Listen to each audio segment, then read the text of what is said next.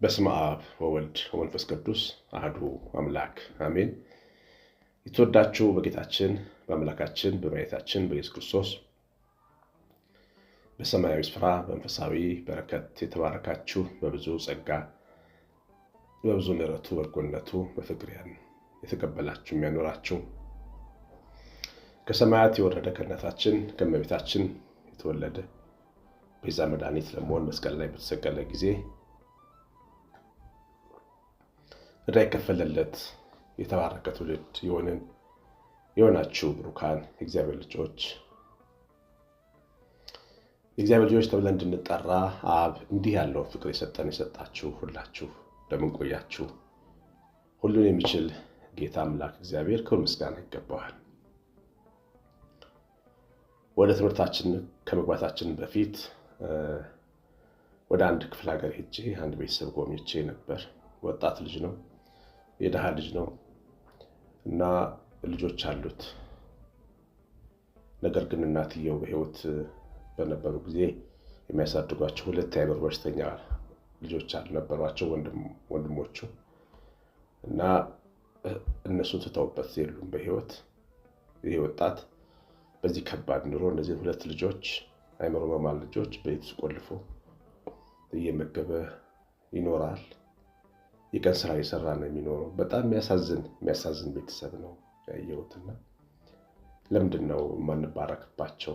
ለምንድን ነው እነዚህን ቤተሰቦች ያየሁት? ስለዚህ ይሄ ዓመት አዲስ ዓመታችን መጥቷል። የምንባረክበት ስራ እንሰራለን። እነዚህን ቤተሰቦች እንረዳለን። አድራሻቸውን ይዣለሁ በ911 40 1380 ስልኬ ላይ ወይስ መልእክት አኑሩልኝ።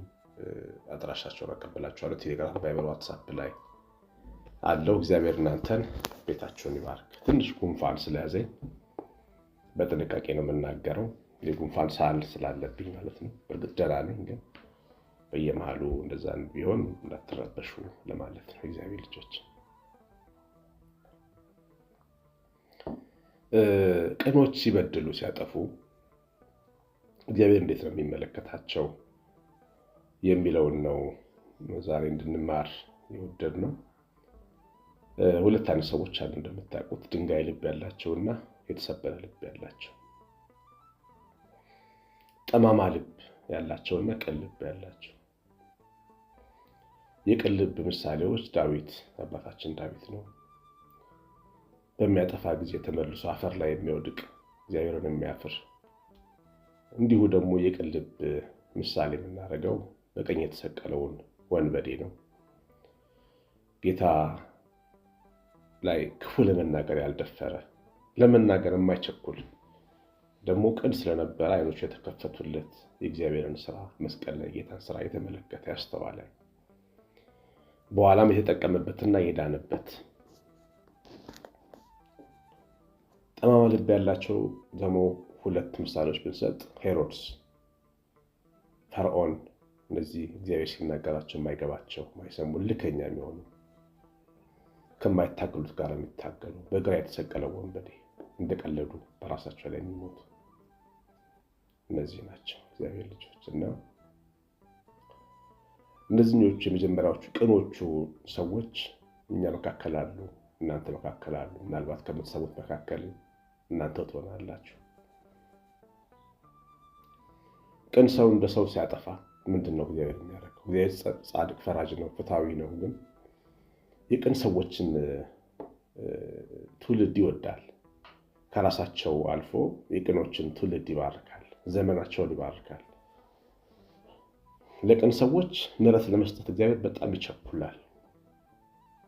መስቀል ላይ አይታችሁ ከሆነ በግራ ከተሰቀለው ድንጋይ ልብ ካለው ሰው ይልቅ በቀኝ በተሰቀለው ወንበዴ ለምሕረት እንደቸኮለ ታያላችሁ። ያኛው ዞር ብሎ ማላየው እየሰደበው ነበር።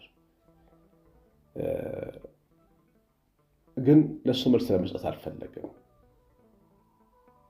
የኃጢአተኞች የፍርድ ቀን አለና። ግን ለዚህኛው ቅን ልብ ለነበረው ግን ምንድን ነው ያደረገለት? ዞር ብሎ ገነት ከኔ ጋር ትገባለህ አለው። ያለ ኢየሱስ ክርስቶስ ገነት መግባት ስለሌለ ነው ከኔ ጋር ያለው። ከኔ ጋር ገነት ትገባለህ ካለው በኋላ ይቅር እንዳለው ይቅርታ እንደተቀበለ ማረጋገጫ ሰጠው። ወንበዴ ነው፣ አጥፊ ነው፣ መቼም ንጹሕ ሆኗል የተሰቀለው። ወደ ቅል ሰዎች እግዚአብሔር ምሕረት ለመስጠት ይቸኩላል፣ ምክንያት ይፈልጋል። እና ቅን ሰዎች ሲበድሉ መለስ ሲልባቸው ቶሎ ነው እግዚአብሔር ይቅር የሚላቸው።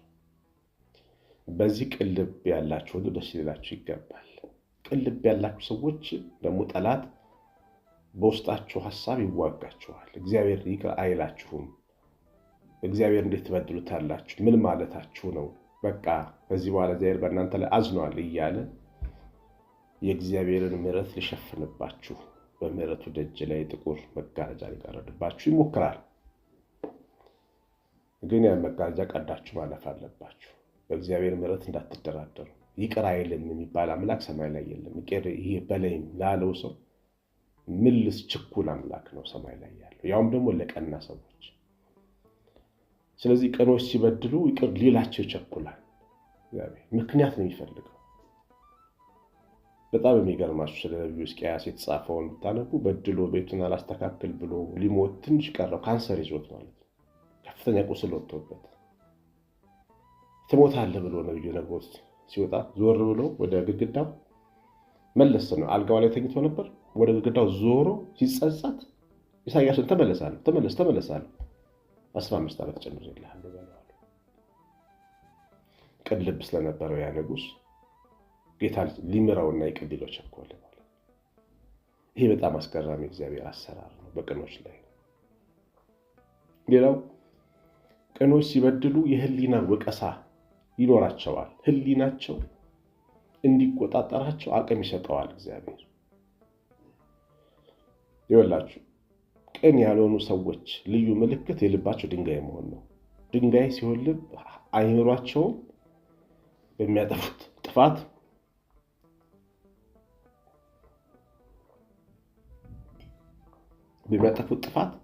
አይወቅሳቸውም። ሊወቅሳቸው እንኳን ቢሞክር የዛለ አይምሮ ነው ያላቸው። ከጥፋት ሊመልስ የሚችል ተው ሊል የሚችል አቅም ያለው አይምሮ የላቸው፣ ወይም ህሊና የሚባለው ዓለም የላቸው። አንዳንድ ጊዜ ቅን ያለ መሆን ህሊናን አቅም ነው የሚሰብረው። ሰው ህግም ባይኖረው በተፈጥሮ ህግ ይዳኛል ይላል ሐዋርያው ቅዱስ ጳውሎስ። የተፈጥሮ ህግ የሚባለው የህሊና ህግ ነው። ልክ ያልሆነ ነገር ልክ አይደለም እያለ ይሞግታል። የቅኖች ህሊና ግን ብሩህ ናት። የቅኖች መንፈስ ሕያው ናት እና እግዚአብሔርን በመፍራት የተመሰከረላት ናት። ከመስዋዕት ከሚቃጠል መስዋዕት ይልቅ የተሰበረ ልብና መንፈስን ይወዳል የተባለው ይሄ ነው። ይሄ ህሊና ነው። እግዚአብሔር ያዝናል የሚልና የሚጸጸት ህሊና አላቸው ቅኖች። ስለዚህ ይሄንን ህሊናቸውን እንዲሰራና ከጥፋት እንዲከለክላቸው እግዚአብሔር አቅም ይሰጥላቸዋል ማለት ነው እና የህሊና ወቀሳ ይሰማቸዋል። የህሊና ወቀሳ እንደ ጉዳት አይደለም መታየት ያለበት፣ እንደ ጥቅም ነው። ህሊናችን እየወቀሰን ከመጣ እድለኞች ነን። እግዚአብሔር ልጆች እድለኞች ነን። ሁለተኛው ምልክት አምላካችን አምላካዊ ድጋፍ የሚሰጠው ለቅኖች በዚህ ነው። ሶስተኛው ሲያጠፉ ይናገራቸዋል። ቅኖች ደግሞ እግዚአብሔር ሲናገር ይሰማሉ። ቅድም ወንበዴውን ምሳሌ አድርገናል። ጌታችን መስቀል ላይ የሚናገራቸውና የሚያደርጋቸው እያንዳንዳቸውን ድርጊቶች ያስተውል ነበር። ለምን? የቅን አእምሮ ብርሃን ነው። ዓይንህ ጤነኛ ከሆነች ሰውነት ብርሃን ትሆናለች እንዳለ ብርሃን ስለሆነ የቅኖች ልብ፣ አእምሮ፣ ዓይን እግዚአብሔር ሲናገር ይገባቸዋል። ይቺ ለእኔ ናት ነው የሚሉት። አንዳንድ ጊዜ አያቸዋለሁ ኮሜንት የሚጽፉ ሰዎች ከባባድ መልእክቶች በትምህርት መልክ ሲመጡ ይቺ ለእኔ ነች፣ ይቺማ ለእኔ ነች የሚሉ ብዙ ኮሜንቶች ይመለከታሉ።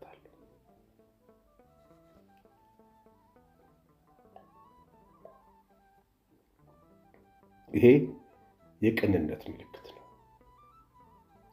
ኃጢአተኛ ሰው ወይም ትዕቢተኛ ሰው እንደዚህ አይልም። አንዳንዱ ምን ማለት ፈልገህ ነው ልትሰድበኝ ፈልገህ ነው ወይ ሊል ይችላል ሰባኪው። የምድር ቅዱሳን የተገደሉት ድንጋይ ልብ ባላቸው ልባቸው ባልተሰበሩ ክፉ ሰዎች ነው። በስብከታቸው ለንስሐ ሲጠሯቸው ለመዳን ሲጠሯቸው ክብራቸውን እንደነኩና እንዳቃለሏቸው ስትሰማቸው ገድለዋቸዋል። በዓለም አደባባይ አንገታቸውን ሰይፈዋል፣ በመስቀል ሰቅለዋቸዋል። ነገር ግን የቅን ልብ ግን የሚናገራቸውን ተናጋሪ ያዳምጣሉ። እግዚአብሔር ሲናገር ይገባቸዋል። በስብከትም በመዝሙርም በሁኔታም በምንም እግዚአብሔር ሲናገር በደንብ ይገባቸዋል። ቅኖች በደንብ ይገባቸዋል እግዚአብሔር ልጆች። ስለዚህ ለቅኖች መናገር ይሰጣቸዋል እግዚአብሔር፣ እንዲናገራቸው ይሆናሉ። ጥፋታቸው እንዲሰማቸው ንስሐ እንዲገቡ ድንቅ በሆነ ግልጽ በሆነ ቃል ይናገራቸዋል። በድለሃል፣ ቆሽሸሃል ይላቸዋል። ከዚህ ቀደም አንድ ወጣት ንስሐ ሲገባ ከብዙ ዓመታት በፊት ምን ብሎኛል? ንስሐ የገባበት እና ንስሐ እንዲገባ የሆነበት ምክንያት አለ። አመነዘርኩኛል፣ የማመንዘር ሰርቼ ከዛ ተቀምጬ ቤቴ መጽሐፍ ቅዱስ ስከፍት አታመንዝር የሚል ቃል አገኘዋል።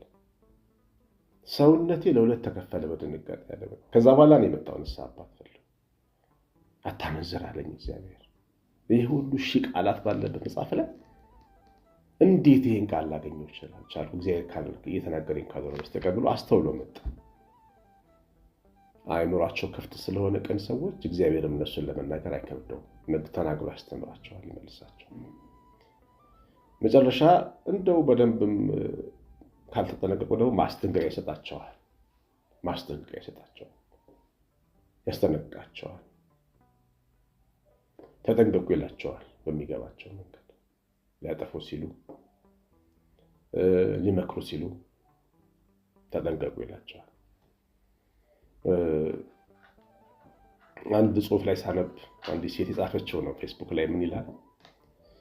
በጣም የምወደው ፍቅር ያዘኛለች። በዚህ በኦንላይን ጓደኝነት ጀምረው ከአንድ ወንድ ጋር አረብ ሀገር ፍቅር ያዘኛለች እና ልጅቷ ትዳር ያላት ሴት ነች እና የምትወደው ሰው ግን እሱ ወጣት ነው፣ ዝም ብሎ ነው የሚኖረው እና በጣም ፍቅር ያዘኛለች እና ባሌን አስቸግሬ ለስራ ጉዳይ ለልጆቼ ቃል ግዛ ብዬ ወደ ዱባይ ተነስቼ ሄድኳለች። ዋና የሄድኩበት ምክንያት ያንን ያፈቅዱትን ሰው ለማግኘት ነው እና ያው አጋጣሚ ብቻዬን የምሆንበት ቀን አንድ ቀን ስለነበረ በዛ ቀን እንዲመጣ ቀጠርኩት እና ይመጣል ብዬ ሙሉ ቀን ተዘጋጅቼ ጠበቅኩት ብለው በጠበቀው መጣል ብሎ አልመጣም። ከዛ በጣም ተበሳጨሁበት፣ በጣም ተቀየምኩኝ፣ ተናደድኩ አለች። በጣም ተቆጣው። ይቅርታን ጠየቀኝ ሲሞክር ይቅርታን አልቀበልም አልኩት። ተጣልቼው መጣሁ ማለት እና ከዛ በኋላ ቆይታ ወደ መንፈሳዊ ልቧ መመለስ ጀመረች። ያን ሰው ሳታገኝ ሕይወቷን ሳታበላሽ ተመልሳ መጣችና ምን አለች? እግዚአብሔር ነው ያስጠነቀቀኝ አለች። ይህን ሰው አግኝቼ ቢሆን ኖሮ ባሌን በድዬ ነበር። እግዚአብሔር አስጠነቀቀኝ፣ ተናገረኝ፣ ተያለኝ። በቃ ይሄ ለእኔ ማስጠንቀቂያ ነው። ለእኔ መንፈሳዊ ጥበቃ ሲያደርግልኝ እግዚአብሔር የሆነው ነገር ነው። እኔ ለጊዜው ግን ላይመስለኝ ይችል ነበር ስሜቴን ስለመከተላለች እና ቅን ልብ ያላቸው ሰዎች